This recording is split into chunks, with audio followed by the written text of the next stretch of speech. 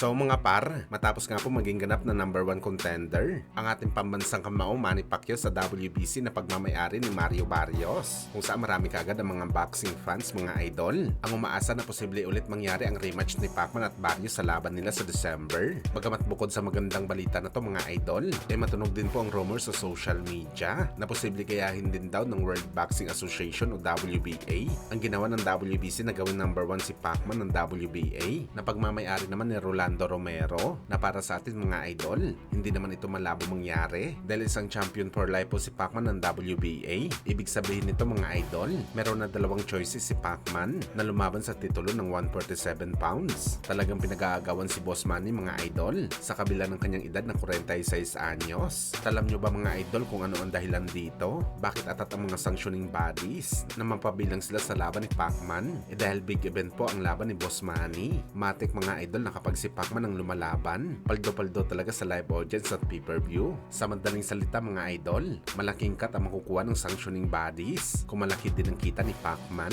At ayon sa research natin mga idol, ang makukuha ng mga sanctioning bodies dito sa bawat laban ay nasa 3%, kaya talagang paldo din sila kapag si Pacman ang lumalaban.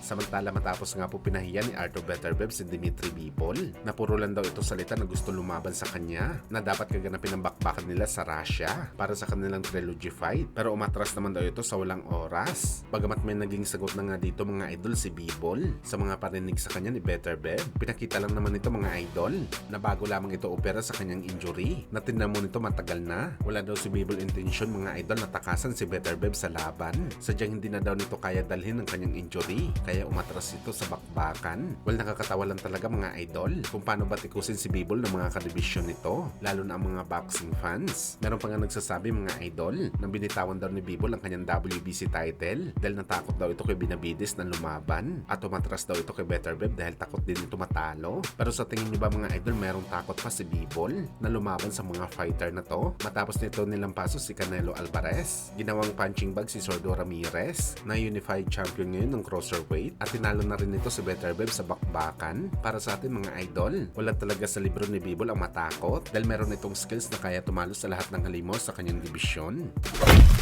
Sa kabilang banda naman mga idol, General Casimero binanatan ng alaga ng Viva Promotion na si Elijah First. Kung saan mga idol, sa naging panayam ni First sa Pauka Sports, prangka na sinabi nito mga boss na sakaling maglaban daw sila ng Cuadro Alas, paniguradong knockout lang daw ang aabutin ng angas ng Pinas sa bakbakan. Pero gayon pa man mga idol, kung ang kampo naman ni Casimero ang tatanungin dito, pareho din ang kanyang sinabi kay First. Easy fight at easy money lang daw ito sa bakbakan. Pero para sa atin mga idol, sigurado tayo na kapag nangyari ang bakbakan na to, hindi na aabot sa final bell ang laban. Isa talaga sa kanilang babagsak sa lona. Patibayan na lang talaga ng sikmura at panga sa bakbakan.